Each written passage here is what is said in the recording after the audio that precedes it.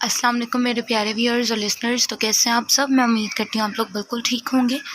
ہم سٹارٹ کرتے ہیں اپنا آج کا ایپیسوڈ. آہد یا ازلان کی گولڈن نائٹ کا PDF لینے کے لیے مجھے انسٹاگرام پر میسج کریں یا اس نمبر پر رابطہ کر لیں. داستان محبت ایپیسوڈ نمبر 4. تحریر نور ملک.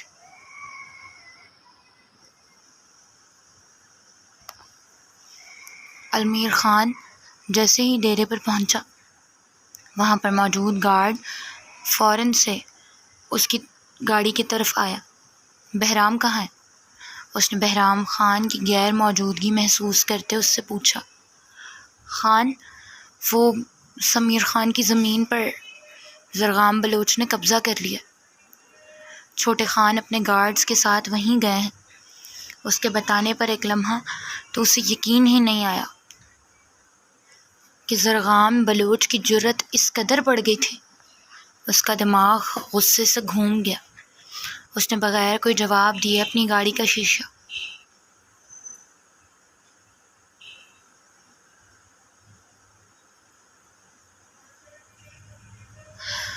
اونچا کرتے تیزی سے اس کا رخ موڑتے آندھی طوفان کی طرح وہاں سے چلا گیا.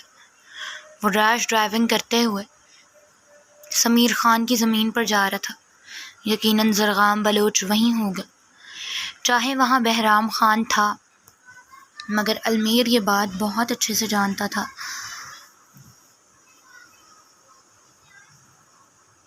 کہ زرغام بلوچ جیسے گھٹیا آدمی کو بہرام ٹیکل نہیں کر سکتا. اس کے مقابلے میں وہ ابھی بچہ تھا. اس نے سپیڈ بڑھانے کے ساتھ ساتھ بہرام کے نمبر پر کال کی، مگر بہرام کا نمبر پاور آف آ رہا تھا. اسے بہرام کی شدید فکر ہو رہی تھی. اس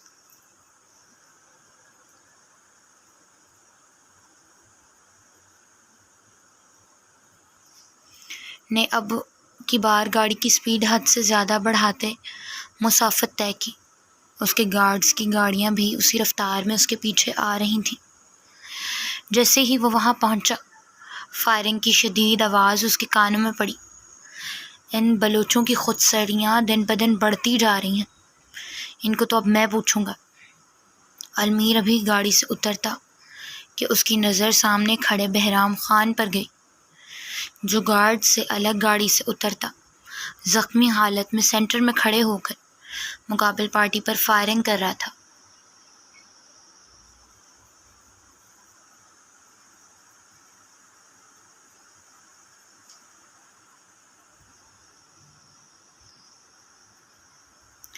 المیر فوراً سے گاڑی سے اترا. بہرام، اس نے غصے سے غراتے ہوئے اسے پکارا، مگر وہ پیچھے مڑے بغیر کئی گارڈز پر فائر کر چکا تھا. المیر نے ادھر ادھر دیکھا تو اس کی حیرت کی انتہا نہ رہی. بلوچوں نے نہ صرف قبضہ کیا تھا بلکہ اس کے سامنے ہی اس کی زمین کے کئی حصوں پر پٹرول چھڑکتے انہیں آگ لگا دی تھی. بہرام خان اس لیے غصے سے پاگل ہوتے زرغام بلوچ کی گاڑی پر فائر کر رہا تھا. زرغام بلوچ جو بہرام کو غصے سے پاگل ہوتے دیکھ انجوائے کر رہا تھا. المیر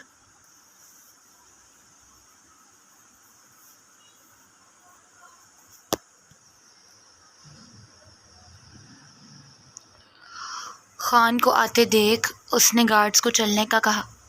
اسے پتہ تھا المیر خان بندوق کے زور پر روب نہیں جماتا. اس کی پسٹل ڈرانے کے لیے نہیں، لوگوں کو جان سے مارنے کے لیے ہے. اور جب اس کی پسٹل نکلتی ہے پھر وہ اپنی جان کی پرواہ کیے بغیر اکیلا سب سے جنگ کر لیتا ہے. ابھی وہ نکلتا کہ بہرام خان چیخا، رک جا سالے، دیکھ تیرا باپ آ گیا ہے، اب کہاں بھاگ رہا ہے، اب مقابلہ تو کر. وہ اس کی گاڑی کے بلٹ پروف شیشے پر فائر کرتے ہوئے چیخا، مگر زرغام بلوچ اور اس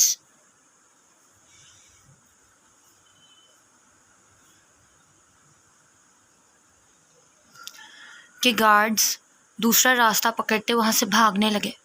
تو بہرام اسے بھاگتے دیکھ غصے سے پاگل ہوتے اپنی گاڑی کی طرف بڑھا.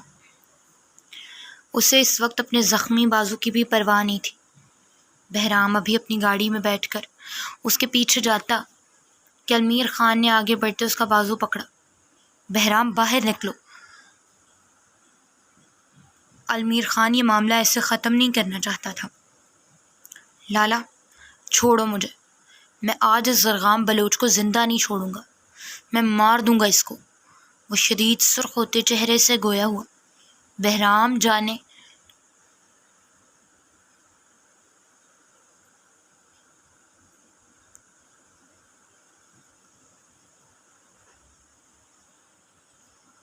دو اس کو۔ المیر اس کا زخمی بازو دیکھتے ہوئے غصے سے بولا، لالا تم اب بھی یہ بات کر رہے؟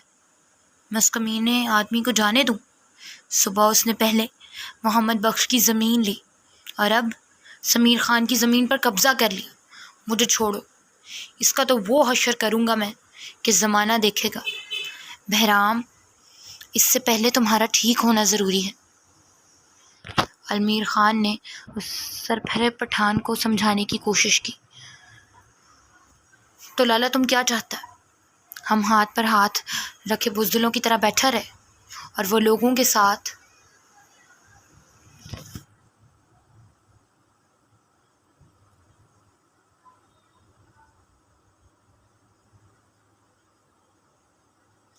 ظلم کرتا رہے؟ وہ غصے سے تقریباً دھاڑا تھا۔ ادھر دیکھ، میری طرف دیکھ بہرام، ہم بدلہ لیں گے، بزدلوں کی طرح چپ نہیں رہیں گے، لیکن ابھی نہیں۔ المیر خان نے اسے سمجھانا چاہا، پر لالا اس نے مزاح مت کرنی چاہی۔ زمین کا مسئلہ ہے نا، تو وہ ہم نے قبضہ لے لیا واپس۔ اس کا خون تو بہے گا، مگر فی الحال اس کا خون بہانے سے کہیں گنا زیادہ ضروری ہے تیرا خون بچانا۔ المیر کہتے ہوئے اسے لے کر اپنی گاڑی میں بیٹھ گیا۔ اس کے بازو کو گولی چھو کر گزری تھی۔ اگر وہ ایسے ہی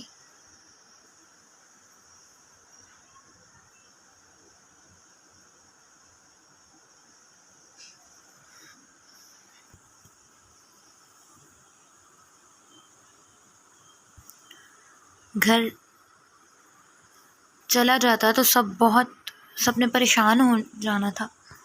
سب سے پہلے اس کی بینڈیج وغیرہ کروانی تھی۔ اس نے گارڈ کو بلاتے سب کچھ سمجھا دیا۔ اب وہ تیزی سے گاڑی سٹارٹ کرتا اسے لے کر ہاسپٹل چلا گیا۔ اس کی گاڑی گاؤں میں داخل ہوئی تو اس نے راستے میں گاڑی رکوائی۔ پھر دروازہ کھولتے وہ باہر نکلا اور اپنی لیدر جیکٹ کھولتے اس نے اپنی سن گلاسز اتاری۔ پھر اپنی سبز حسین آنکھوں سے دور تک پھیلے وسیع ظالم پہاڑوں کو دیکھا۔ وہ 8 سال بعد آیا تھا۔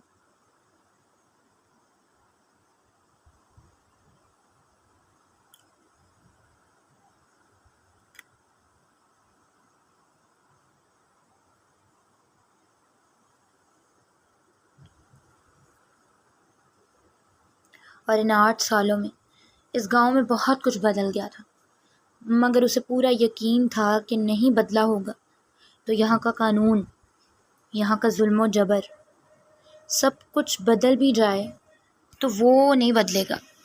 اس نے ایک ٹھنڈی آہ بھرتے ہوئے سوچا، بالآخر وہ کتنی ہی دیر اپنے ملک سے، اپنے گاؤں سے، اپنے لوگوں سے دور رہ سکتا تھا؟ واپس تو آنا ہی تھا۔ اماں سائیں روز فون کرتے اس کو واپس آنے کی درخواست کرتی تھیں، مگر جو اس کے ساتھ ہو چکا تھا اس کا ذرا برابر دل نہیں چاہتا تھا۔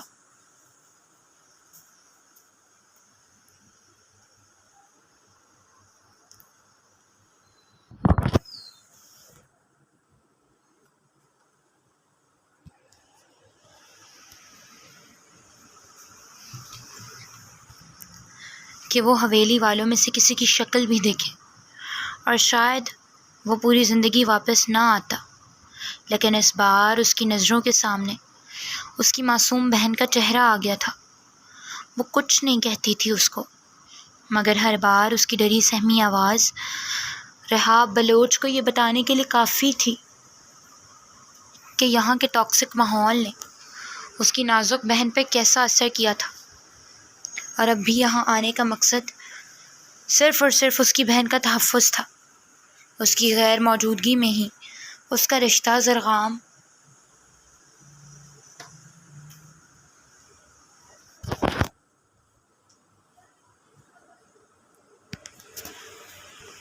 کے ساتھ کر دیا گیا تھا، جس پر بعد میں اس نے بھرپور احتجاج بھی کیا، مگر اس کی کوئی سنوائی نہ ہوئی۔ لیکن کم از کم یہ ضرور تھا کہ اگر وہ حویلی میں رہتا تو اگر زرغام اور پریوش کی شادی ہو بھی جاتی تو وہ اس کے ڈر سے اس کی بہن کو کوئی اذیت نہ دیتا۔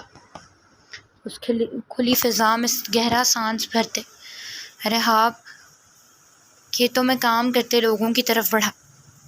اس سے پہلے کہ وہ ان میں سے کسی سے بات کرتا، ایک بچہ جو ہاتھوں میں مٹی پکڑتے بھاگتے ہوئے اس طرف آ رہا تھا، پوری طرح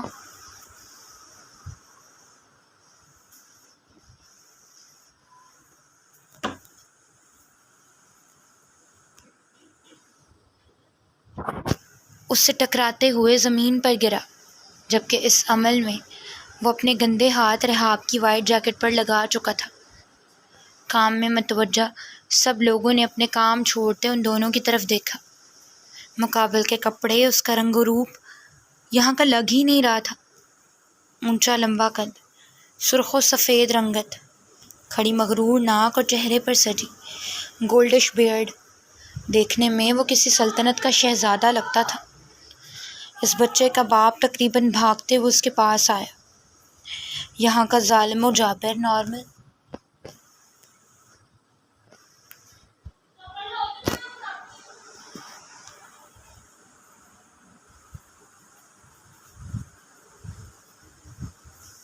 شکل و صورت کا زرغام بلوچ خود پر ذرا سی گرد اڑانے والے کو جان سے مار دیتا تھا، تو یہ تو پھر کوئی پڑھا لکھا معلوم ہو رہا تھا۔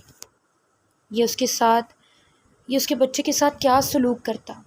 اس نے فوراً سے پہلے رحاب کے آگے ہاتھ جوڑے۔ سائیں، اس کو معاف کر دیں، بچہ ہے، غلطی ہو گئی، میں آپ کے کپڑے صاف کروا دیتا ہوں۔ اس کی بات پر رحاب کو سمجھ نہیں آئی کہ وہ کیا جواب دے۔ یہ کوئی اتنی بڑی بات نہیں تھی، مگر اسے خاموش دیکھتے وہ کسان اس کے پاؤں پڑا۔ رحاب اس کو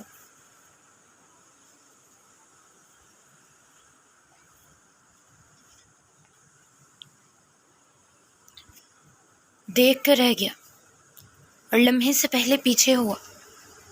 یہ کیا کر رہے ہیں آپ کو شرم نہیں آتی؟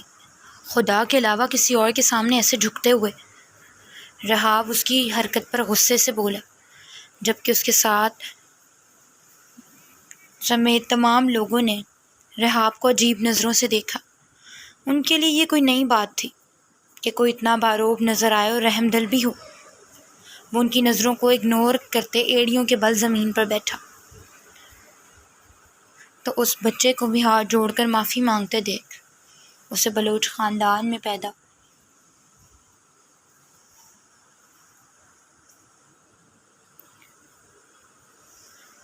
ہونے پر شرم آئی۔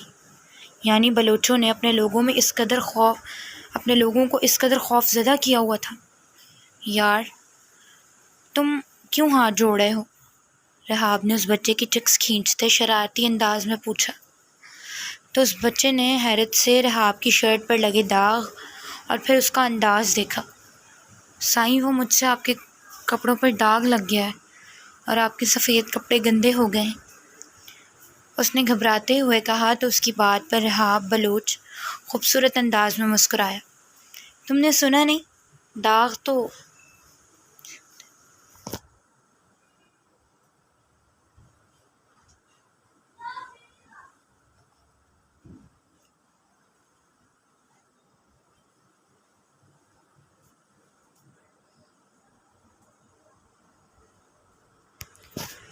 اچھے ہوتے ہیں، اور ویسے بھی گندے دل سے بہتر ہے گندے کپڑے، اس نے کہتے ہوئے اس بچے کو ہاتھ سے پکڑ کر اٹھایا۔ اس کو اسکول کیوں نہیں بھیجتے؟ اس نے سن گلاسز اتارتے سختی سے اس کے باپ سے پوچھا، تو اب اس کی سبز آنکھیں دیکھتے وہ ایک لمحے کو ٹھٹکا۔ سائیں یہ آپ ہیں؟ سردار سائیں کے بیٹے؟ وہ رحاب کو پہچانتے خوشی سے بولا۔ جی میں ہی ہوں، رحاب بلوچ، اس نے سنجیدگی سے جواب دیا تو سب لوگ خوشی سے مسکرائے۔ رحاب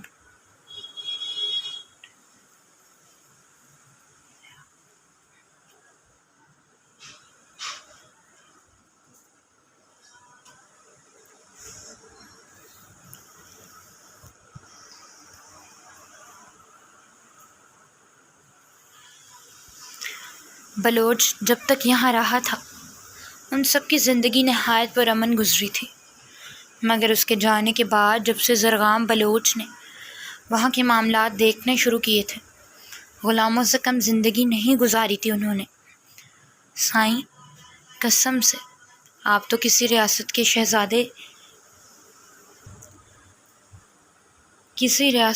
شہزادے جیسے لگ رہے ہو۔ وہ اس کی پرسنالٹی سے متاثر ہوتے ہوئے بولا۔ اچھا مگر میں کوئی شہزادہ نہیں ہوں، ایک عام سے گاؤں کا عام سا فرد ہوں، وہ کہتے ہوئے اپنی گاڑی کی طرف بڑھ گیا۔ پیچھے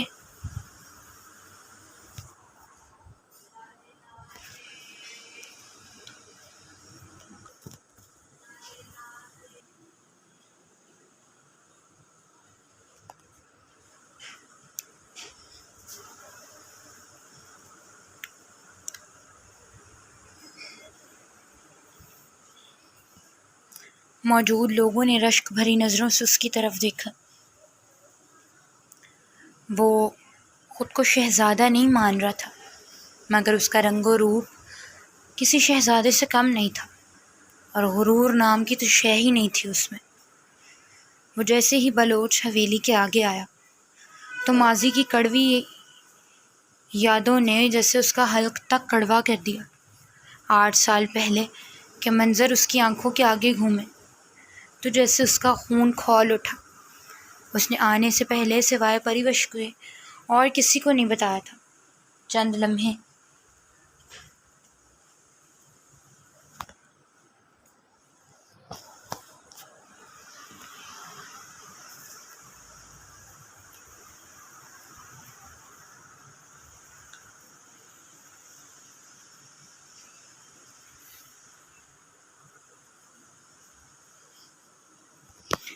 وہیں رکتے اس نے ڈرائیور کو آگے بڑھنے کا کہا تو حویلی کے دروازے اس کی آمد کا سنتے کھول دیے گئے۔ گاڑی رکتے وہ نیچے اترا تو سب ملازمین نے حیرانی سے اس حسین نوجوان کو دیکھا۔ سب کی حیران نظروں کو اگنور کرتے رحاب محبت سے سب سے ملا، پھر اپنا سامان پکڑنے کے لیے آگے بڑھا۔ سائیں رہنے دیں، میں اٹھاتا ہوں، آپ اندر جائیں، سب سے ملیں۔ حویلی کے پرانے ڈرائیور نے اس کا سامان پکڑتے خوشی سے کہا تو وہ مسکراتے ہوئے اندر کی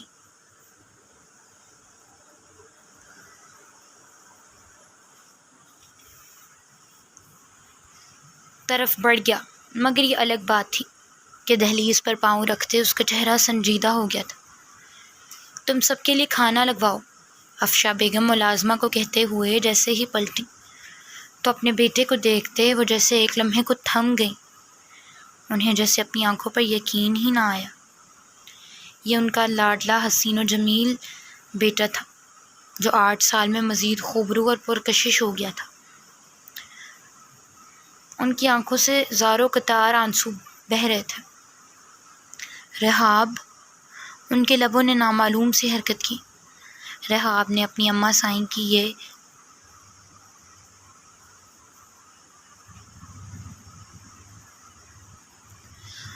حالت دیکھی تو اپنے چہرے پر ان کے لیے نرمی پیدا کی اور آہستہ سے آگے بڑھا۔ سلام اماں سائیں۔ اس نے ان کا ہاتھ پکڑ کر عقیدت سے اس پر لب رکھتے ہوئے خود اپنے سر پر رکھا تو اب جیسے افشا بیگم کا ضبط ٹوٹا تھا۔ میرا رحاب، وہ جذبات سے بولتی، اس کا وجیح روشن چہرہ اپنے ہاتھوں میں بھرتی، اس کا ماتھا چومنے لگی۔ وہ زاروں قطار روتے کبھی اس کا ماتھے پر لب رکھتیں تو کبھی اس کی آنکھوں اور اس کی ہلکی سی ٹرمڈ گھنی بیئرڈ پر۔ رحاب ان کے جذبات سمجھ سکتا تھا، وہ ماں تھی۔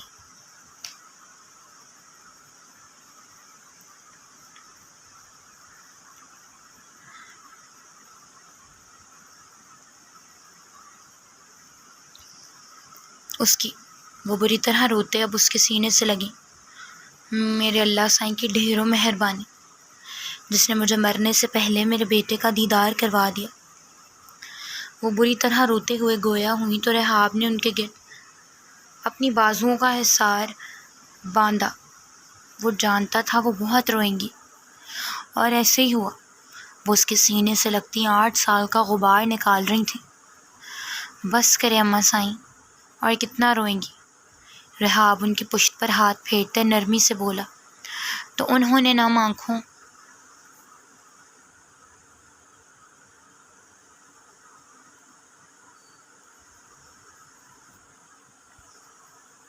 سے مسکراتے ہوئے پھر سے اس کا ماتھا چوما۔ میرے سونے شہزادے، اتنا وقت لگا دیا آنے میں، تجھے ماں کی یاد نہیں آئی؟ انہوں نے روتے ہوئے پوچھا۔ ہاں آتی تھی، بہت یاد آتی تھی اپنی اماں سائیں کی۔ دل چاہتا تھا کہ اپنی اماں سائیں کی گود میں سر رکھ دے، میں انہیں بتاؤں کہ میں نے انہیں کتنا یاد کیا، مگر پھر مجھے یاد آ جاتا تھا کہ میری اماں سائیں اپنے لاڈلے بیٹے کے نخرے اٹھانے والی جانم نہیں رہیں۔ وہ تو صرف اپنے سردار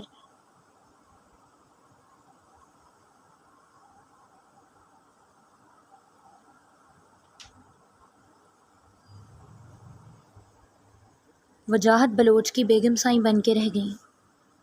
اس نے سیڑھیوں میں سردار سائیں اپنے بابا کو کھڑے دیکھتے میٹھا سا طنز کیا، جو ان دونوں کو بری طرح محسوس ہو۔ سردار وجاہت بلوچ کی آنکھیں اپنے خوبرو بیٹے کو دیکھتے نم ہوئی تھیں، مگر وہ آگے نہیں بڑھے تھے اور نہ ہی وہ بڑھا تھا۔ رحاب ان کے پاس سے گزر کر سامنے لگے خوبصورت تخت پوش پر بیٹھا۔ 8 سال پہلے ان کے فیصلے نے اسے شدید تکلیف پہنچائی تھی۔ آج ان کو دیکھتے گلے لگنے کو دل ہی نہیں۔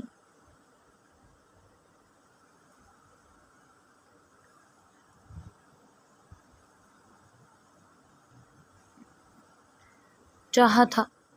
آہستہ آہستہ زرغام سمیت سب لوگ نیچے آئے تو اس کے چچا سائیں اور چچی سائیں پھیکا سا مسکراتے ہوئے اس سے ملے، جبکہ زرغام تو اسے دیکھتے تلملا اٹھا تھا کہ وہ کیوں واپس آ گیا ہے۔ تایا سائیں، یہ یہاں کیوں آیا ہے؟ وہ اسے تخت پوش پر مغرور انداز میں بیٹھے دیکھ غصے سے بولا۔ چچی سائیں، اپنے بیٹے کو بادام والا دودھ لا کے دیں، یادداشت ذرا کمزور ہو گئی ہے اس کی، اور پھر پاس بٹھا کر پیار سے سمجھائیں اس کو کہ سردار وجاہت بلوچ کا بیٹا ہوں میں، یہاں کا۔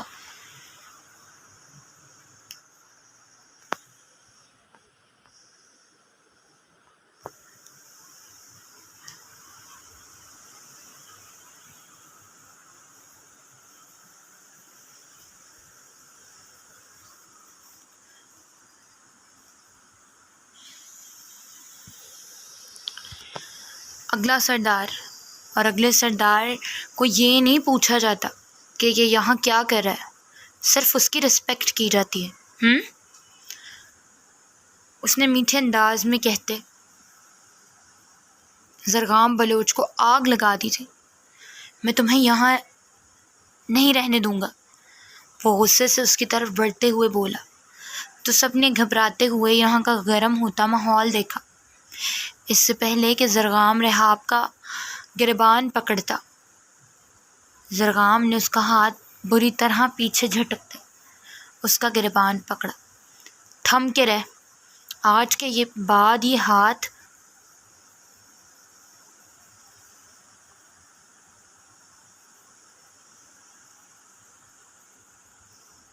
میرے گریبان کی طرف بڑھا تو یہ ہاتھ جڑ سے اکھاڑ کے رکھ دوں گا۔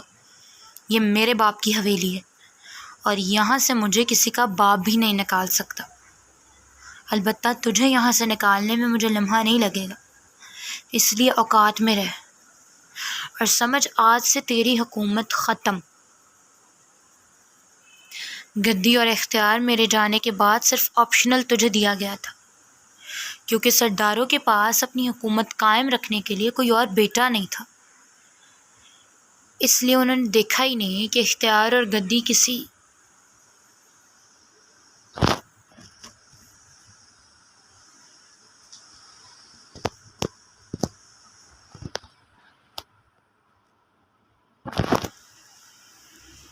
انسان کو دے رہے ہیں یا کتے کو؟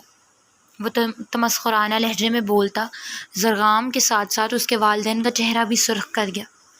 رحاب، گریبان چھوڑو اس کا، سردار سائیں غصے سے بولے تو رحاب نے جھٹکے سے اس کا گریبان چھوڑا، جبکہ سب ملازمین حیرانی سے یہ منظر دیکھ رہے تھے۔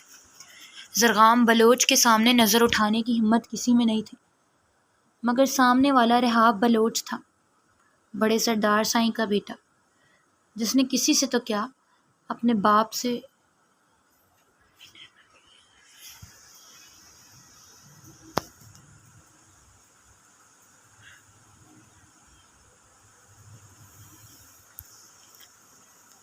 بھی ڈرنا نہیں سیکھا تھا۔ تم یہ ٹھیک نہیں کر رہے رحاب۔ زرغام کے غصے سے جانے کے بعد اغمازہ بیگم سختی سے بولی، نہیں چچی سائیں، آپ کا بیٹا کرسی پر بیٹھ کے فرعون بن گیا ہے، اسے انسان بنانا بھی ضروری تھا۔ اماں سائیں پری کہاں ہے؟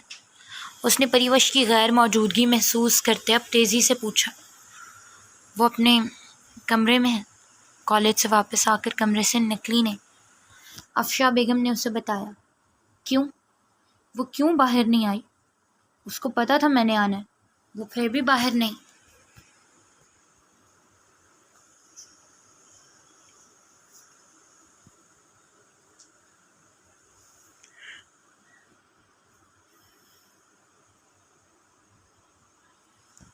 آئی۔ بے اختیاری میں اس کے منہ سے نکل گیا، پریوش کو پتا تھا تم نے آنا ہے؟ افشا بیگم نے حیرانی سے پوچھا۔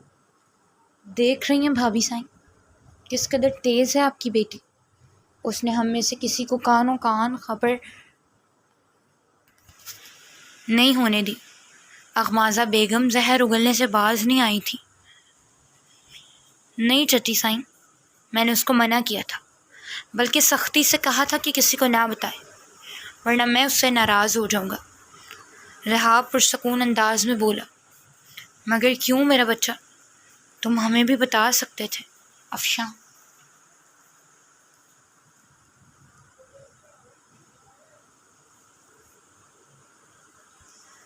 بیگم نہ چاہتے ہوئے بھی گلا کر گئی۔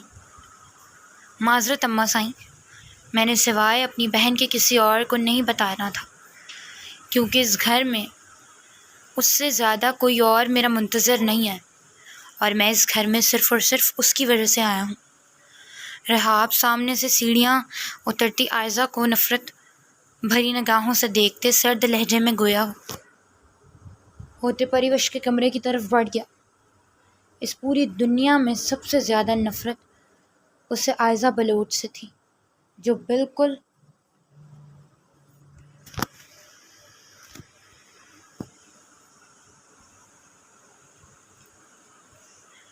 اپنے بھائی کی طرح بے حس اور کردار کی پھیکی تھی۔ جبکہ عائزہ نے رحاب کو دیکھا تو دیکھتی رہ گئی۔ 8 سال پہلے بھی وہ خوبصورت تھا، مگر اب بچے سے بھرپور مرد بنتے حسین ترین ہو گیا تھا۔ کوئی بات نہیں میرے ہینڈسم سردار سائیں، جو 8 سال پہلے نہیں ہو سکا، میں وہ اب کر لوں گی۔ تمہیں تو میں اپنا بنا کے رہوں گی، اور اب تو تم اور بھی حسین ہو گئے۔ اس نے حسین خطرناک سی مسکراہٹ کے ساتھ رحاب کے بارے میں سوچتے کوئی نئی سازش سوچی تھی، مگر یہ جانے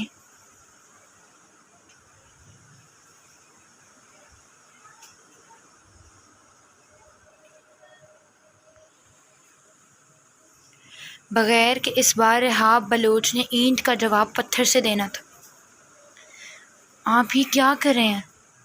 اس نے المیر خان کو رسی کے ساتھ کچھ کرتے دیکھ آہستہ سے پوچھا۔ بتاتا ہوں خانم۔ المیر خان نے اس کا ہاتھ پکڑ کر اسے اپنے بنائے گئے جھولے پر بٹھاتے ہوئے کہا۔ نہیں، مجھے نہیں۔ بیٹھ جاؤ نا خانم، یہ اپنے خان کی گود میں بیٹھنا ہے۔ المیر اسے پینگ پر بٹھاتے آہستہ آہستہ سے جھولا جھلاتے ہوئے اس کے کان میں سرگوشی کر گیا، تو وہ شرم سے سرخ پڑی۔ وہ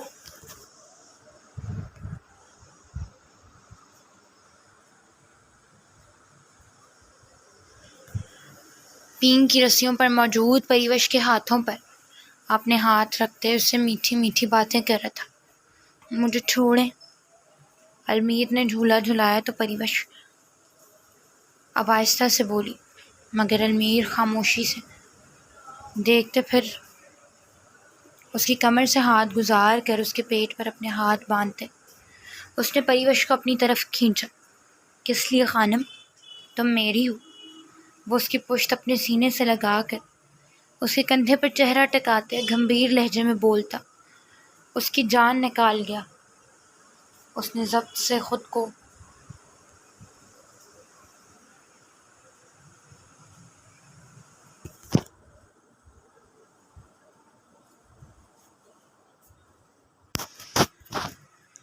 چھڑوانے کی کوشش کی۔ اس کی زبردستی پر جیسے ایک دم سے منظر بدلا۔ وہ جھولا خوبصورت منظر ختم ہوتے میدان جنگ میں بدل گیا، جس میں اس کے دونوں ہاتھ رسیوں سے بندھے ہوئے تھے۔ اس نے کھولنے کی کوشش کی تو اس کے بندھے ہاتھوں میں شدید تکلیف ہوئی۔ وہ مدد کے لیے چلانے لگی، مگر اس کی مدد کے لیے کوئی بھی نہیں آیا تھا، اور اسے نظر اٹھا کر دیکھا تو گھڑ سوار جارحانہ انداز میں شور مچاتے اس کی طرف آ رہے تھے۔ اس نے بھاگنا چاہا تو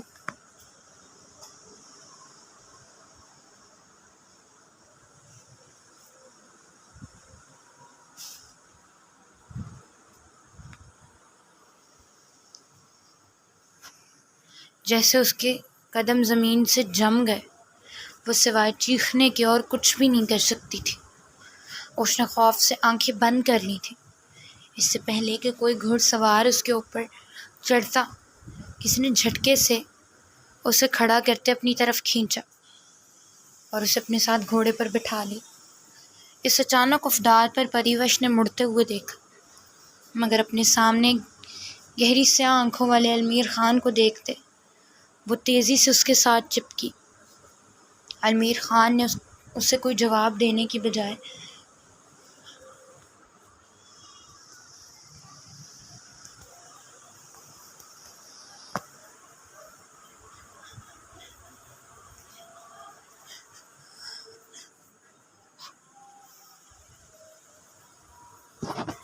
اپنے ہاتھ میں موجود تلوار سے اس کے ہاتھوں کی رسیاں لمحے میں کاٹ دی تھیں۔ تمہاری قسم خانم، تمہیں تکلیف پہنچانے والا میرے ہاتھوں زندہ نہیں بچے گا۔ اس کے لہجے میں جنون تھا۔ نہیں، کسی کو نہیں مارنا پلیز۔ اس نے ڈرتے ہوئے کہا، مگر المیر خان نے اس کی بات اگنور کرتے اپنی تلوار سے لوگوں کا قتل شروع کر دیا۔ جیسے وہ کسی پر وار کرتا، خون کی چھینٹیں اڑتے پریوش کے چہرے پر پڑتی۔ بس نہیں کریں، وہ زور سے چیخی تو اب المیر خان نے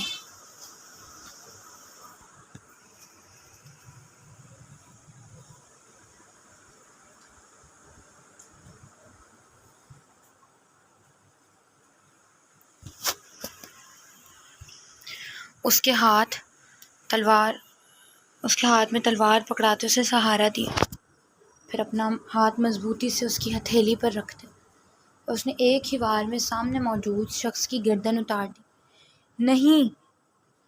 پریوش جھٹکے سے چیختی ہوئی بدحواس ہوتے اٹھی۔ اس کا چہرہ اور پورا وجود پسینے سے شرابور ہو رہا تھا۔ اس نے تیزی سے اپنے چہرے پر ہاتھ لگاتے دیکھا کہ کہیں واقعی اس کے چہرے پر خون تو نہیں لگا۔ اتنی دیر میں اس کا دروازہ پھر سے کھٹکا تو اب کی بار وہ بری طرح ڈری۔ اس کے حواس مختل ہو رہے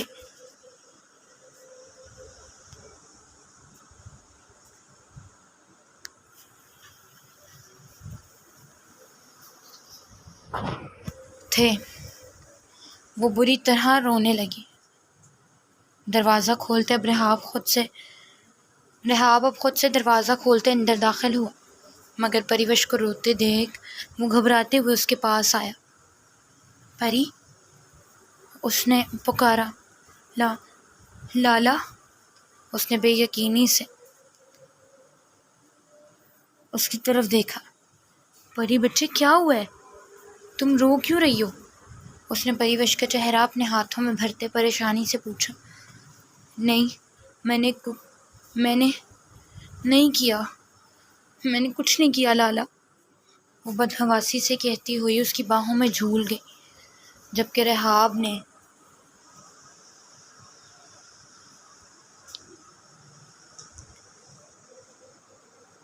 تیزی سے اسے اپنی باہوں میں بھرتے اس کا چہرہ تھپ تھپایا، مگر پریوش ہوش کھو گئی تھی۔ اس کی حالت پر تو وہ سب کی خبر لینے والا تھا، مگر پہلے ضروری تھا اسے ہوش میں لانا۔ وہ تیزی سے بیڈ پر پڑی، اس کی چادر اس کے گرد پھیلاتے، اسے گود میں اٹھاتے وہاں سے چلا گیا۔ جیسے ہی وہ کمرے سے باہر نکلا، پریوش کو اس کی باہوں میں بے ہوش دیکھتے سب نے حیرانی سے اس کی طرف دیکھا۔ یہ کیا ہوا اس کو؟ افشا بیگم نے فکر مندی سے استفسار کیا۔ یہ تو آپ سب بتائیں گے مجھے کہ آپ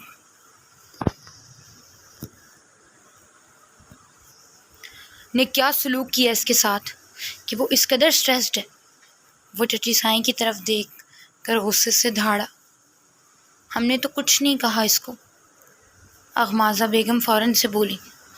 اب میں خود پتہ کر لوں گا چچی سائیں، کسی نے کیا کہا ہے اور کیا نہیں، وہ غصے سے کہتا ہوا باہر چلا گیا۔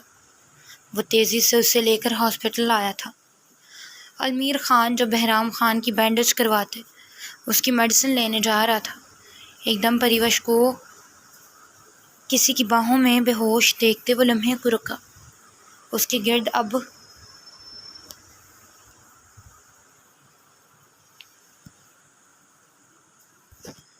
تک المیر خان کی چادر تھی۔ اس کو کسی اور کی باہوں میں دیکھتے المیر خان نے سختی سے جبڑے بھینچے۔ اس نے جبڑے اس قدر سختی سے بھینچے تھے کہ اس کی کنپٹی کی رگیں تک واضح ہونے لگی۔ رحاب اب المیر خان کے پاس سے گزرا تو اس نے بمشکل ہی غصہ ضبط کیا۔ وہ کون تھا جس نے اتنے حق سے اس کی خانم کو اپنی گود میں اٹھایا ہوا تھا؟ جی تو ویورز اور لسنرز، یہ تھی ہماری آج کی ایپیسوڈ۔